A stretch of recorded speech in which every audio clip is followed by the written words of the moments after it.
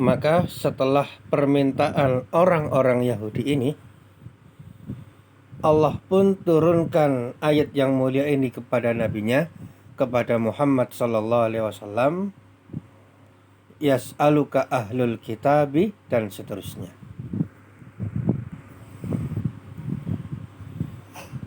Yang mana ayat yang mulia ini sekaligus sebagai tasliyah, pelipur lara bagi Nabi Muhammad sallallahu alaihi wasallam. Karena tentunya permintaan orang-orang Yahudi ini, permintaan yang lancang ini tentunya adalah permintaan yang memberatkan hati.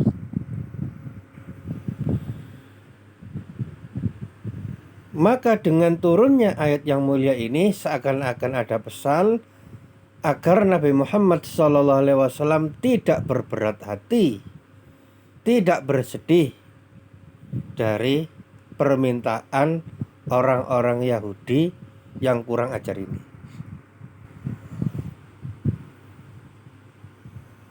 Kenapa demikian? Dalam lanjutan ayat Allah Ta'ala berfirman, faqad sa'alu Musa akbar min dzalik. Maka sesungguhnya mereka dahulu telah meminta kepada Nabi Musa alaihissalam yang lebih besar daripada itu.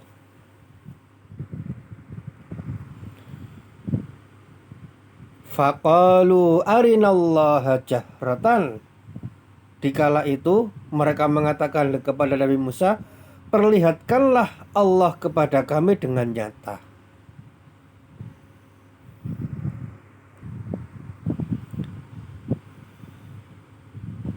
Maka ini adalah perkataan yang amat sangat lancang, bahkan lebih parah daripada itu. Mereka minta kepada Nabi Musa, kalau kamu ingin kami percaya, maka perlihatkanlah Allah kepada kami. Kami ingin lihat Allah. Nah, padahal mereka tahu Nabi Musa alaihissalam itu adalah Nabi yang hak.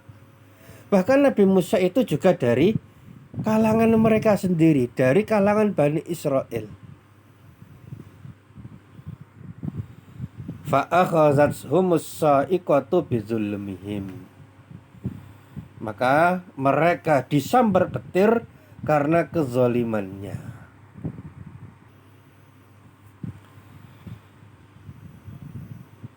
Nah, yang sedemikian ini dijelaskan dalam surat Al-Baqarah ayat 55. Allah Ta'ala berfirman, wa idz qultum ya Musa lan nu'mina laka hatta narallaha jahratan fa akhazatkumus sa'iqatu wa antum tanzurun.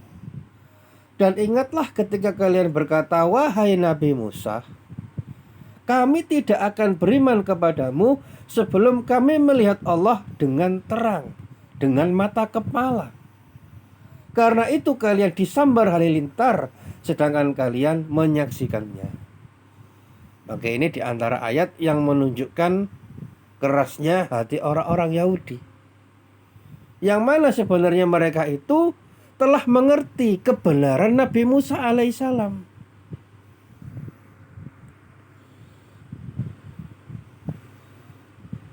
Tapi toh mereka tetap ngeyel, tetap membandel.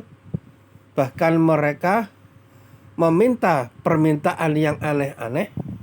Mereka ingin melihat Allah dengan mata kepala sendiri sebagai bentuk tantangan pada Nabi Musa alaihissalam.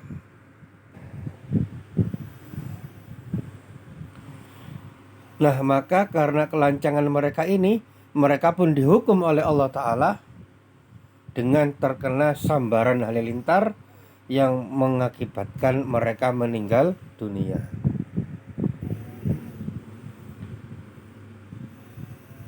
Dan permintaan mereka ini, ketika mereka minta kepada Nabi Musa alaihissalam permintaan yang seperti ini, itu tidak dilatar belakangi karena mencari kebenaran, tapi karena ngeyel.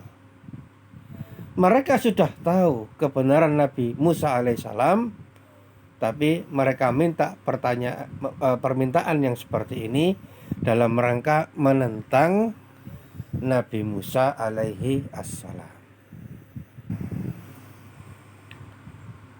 Oleh karena itu, orang-orang Yahudi dalam surat Al-Fatihah disebut dengan al-maghdub alaihim, orang-orang yang dimurkai. Kenapa dimurkai? Karena mereka ngerti yang benar tapi sengaja menentang.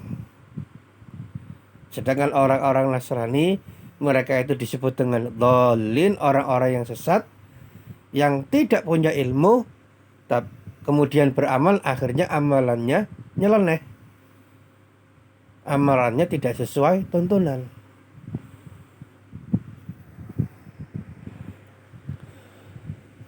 Namun apabila dilihat dari kemungkinan mendapatkan hidayah, maka orang-orang Yahudi ini lebih sulit untuk mendapatkan hidayah. Yang masuk Islam dari kalangan orang-orang Nasrani itu banyak, tapi yang masuk Islam dari kalangan orang-orang Yahudi itu sedikit. Karena orang-orang Nasrani seringkali mereka tidak tahu.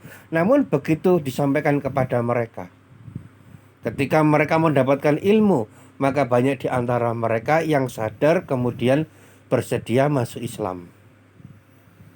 Adapun orang-orang Yahudi sulit sekali. Memang ada tapi sedikit. Kenapa? Karena mereka itu tahu, ngerti kebenaran, tapi mereka sengaja menentangnya. Na'udzubillahi min dzalik.